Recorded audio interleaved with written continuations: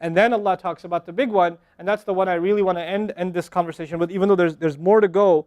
But Allah makes such a big deal out of this subject that again, just like there were 3 ayat about Judgment Day, now there are وَالَّذِينَ هُمْ لِفُرُوجِهِمْ حَافِظُونَ إِلَّا عَلَىٰ أَزْوَاجِهِمْ أَوْ مَا مَلَكَتْ أَيْمَانُهُمْ فَإِنَّهُمْ غَيْرُ مَلُومِينَ فَمَنِ ابْتَغَى وَرَاءَ ذَلِكَ فَأُولَٰئِكَ هُمُ الْعَادُونَ. 3 ayat about the same subject again. The only other subject that got 3 ayat was what? In this list. What's the only other subject that got 3 ayat?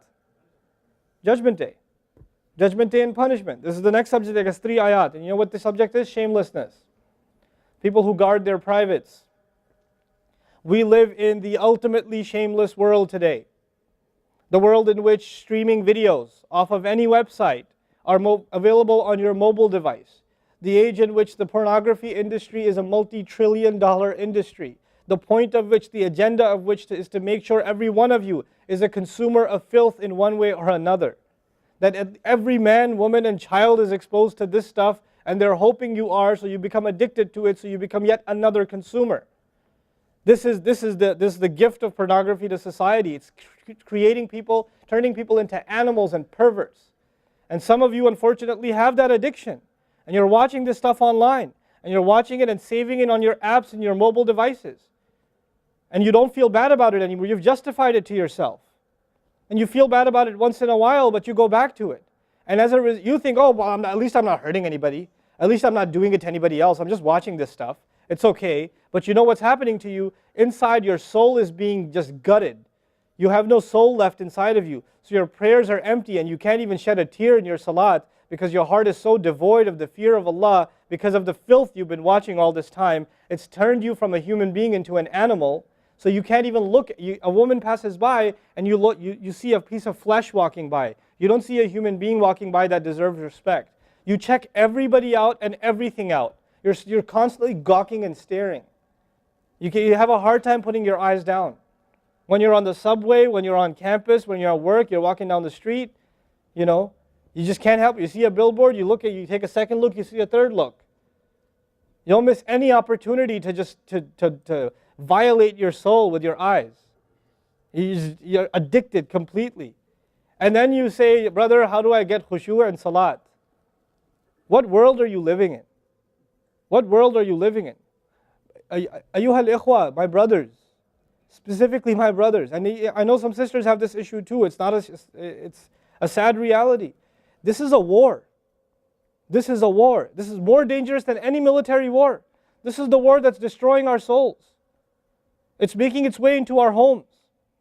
It's making its way, if I want to protect my children from this stuff as much as possible. But when my child goes to school, and it doesn't matter if it's Islamic school, there's a very high statistical likelihood that someone, a friend, with their iPod, with their mobile device, will say, hey, look at this. It's a very realistic, a thing nowadays. It's not far-fetched. And so I have to prepare my children for the filthy world that they're going to be brought up in. And there's no escape from this stuff anymore. There isn't. It's everywhere. It is everywhere. You have Islamic lectures followed up by, those YouTube puts those follow-up clips, and something will be filthy. Something will have to be filthy. And I don't think that's by accident. I'm not much of a conspiracy theorist, but I don't think that stuff is an accident. And what happens to you guys is you watch a video, you see something filthy, you click it, you click something else, and you end up watching disgusting things. That's what happens to you. وَالَّذِينَ هُمْ لِفُرُوجِهِمْ حَافِظُونَ. Especially when it comes to their privates, they guard them. They guard their shame. Brother, what's the solution? Should I get married? Like the guy who asked the other day, how can I get married right now? No, guys, the solution is not marriage. Because if you're a pervert, then you're going to be a pervert after marriage too. If you have no shame now, you will have no shame after marriage. Honestly. You think marriage is going to end your problems? No. Your problem isn't marriage. Your problem is spiritual in nature. Your problem is psychological in nature. You need help.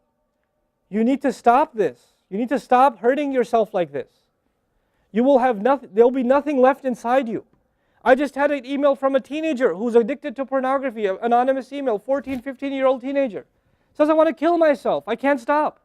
I've been watching it since I was 11. My parents don't know. I read this stuff and I cry because he's not one. There's millions of Muslim kids like this. Millions. Millions of them. We have to help these people. We have to do whatever we can. And we don't have the trillions of dollars of advertising to counter that. We don't. And it's not realistic for me to say Facebook, YouTube, Twitter, internet, it's all haram. It's not realistic because it's a reality. It's as common as oxygen now. The only thing we can do is have a mature conversation about this and teach our youth to deal with this and navigate this and not fall into it. The elders that are here, stop watching Indian movies, man. Why are you sitting in a lecture talking about salat and the importance of salat and you don't guard your shame? Mother and daughter and husband and wife and sister sitting together watching whatever? God, come on. Stop. وَالَّذِينَ هُمْ لِفُرُوجِهِمْ حَافِظُونَ. They guard their privates. But guarding your privates doesn't mean you don't commit zina. It means everything that leads to the temptation. Everything that leads to it. They watch it. They guard it. They know it's under attack. They know that their shame is under attack. They realize that their weakness is their urges. Those urges that Allah put inside of us that are so strong. Allah put them there for a reason. He did. And every one of you have them. You don't have to, I don't have to have a dalil for you to have them. I know. The guys that are here. You all suffer that challenge every single day of your life. Especially in a city like this one. At least in Texas we're a little more conservative. Not that much more, but a little more. At least in some towns they don't allow for filthy billboards and things like that. They actually don't even allow the billboards. But that's changing soon because capitalism wins in the end. Right? But you guys are living in this city where you're exposed to everything and anything. Everything and anything. And you have to really go out of your way to guard yourselves. This passage is not about high goals. This is about the bare minimum. I told you that, right? This is the bare minimum, folks. The bare minimum is we guard ourselves from shamelessness. We wage a war within ourselves against that tendency. And I know some of you have tried to quit before and you go back. And you've tried to quit before and you go back again. And you go back again. And you keep falling into that trap. I know some of you have done that. And you're struggling with it. But don't give up on yourself. Don't give up on yourself. And whatever it takes, if you just don't be alone. Don't be by yourself. Be with good friends. Be outside. Study somewhere else. Go to the library and study. Go somewhere where other people are around. Because when you're by yourself, shaitan gets you.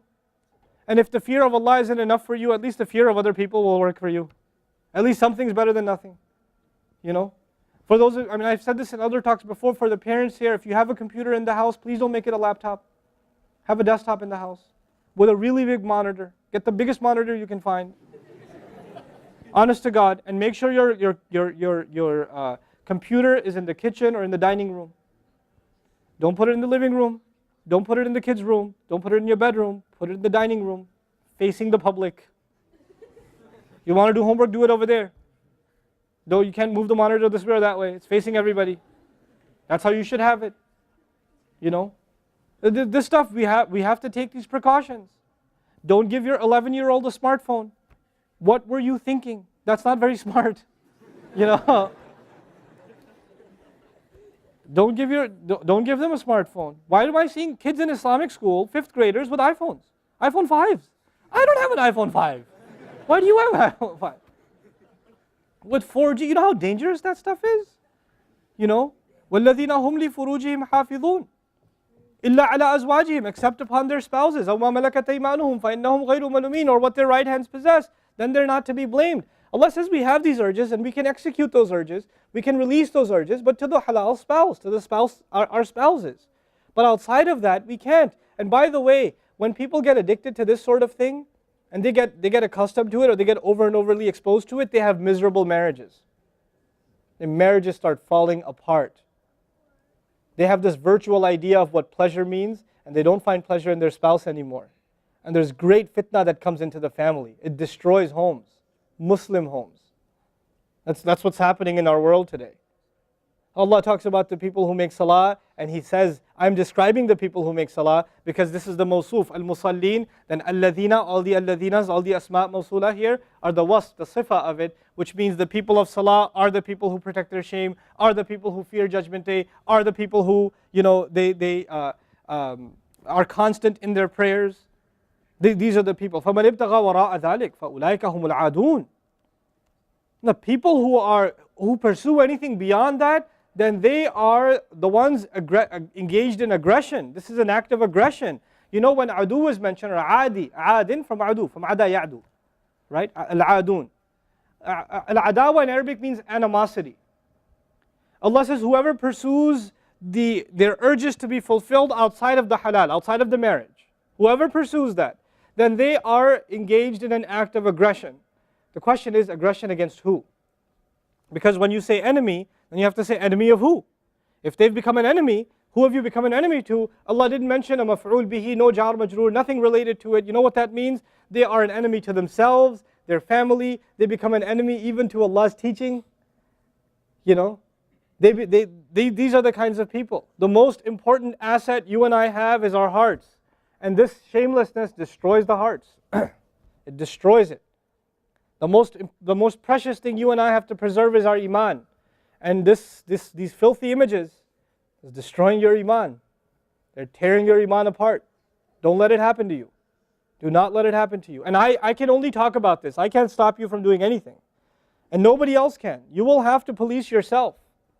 You will have to control yourself. You'll have to make the decision, is my iman important enough? Is my salat important enough? You know? Or should I just carry on and pretend? You know what I told you about jazur, right? When you come across evil, you just don't want to deal with it. You just ignore it. There's a lot of people like that. They hear this stuff and they don't deal with it. They just ignore it. And you're jazur. Then you're not from the musallin. Illa al-musallin. If you don't be from the people of jazur, from the jazur'een. Don't be from them. The people who just leave it. They don't even deal with their problem. They run from it. And they cave in every time. And they're reactionary. And that's the beautiful thing about the beginning of this passage. Halua, reactionary. Usually we react to temptation. You react to an image and it leads you to a site, which leads you to something else, which leads you to something else. You're constantly reacting to things. You're supposed to learn to have the right reaction, and the right reaction comes when we become people of salah.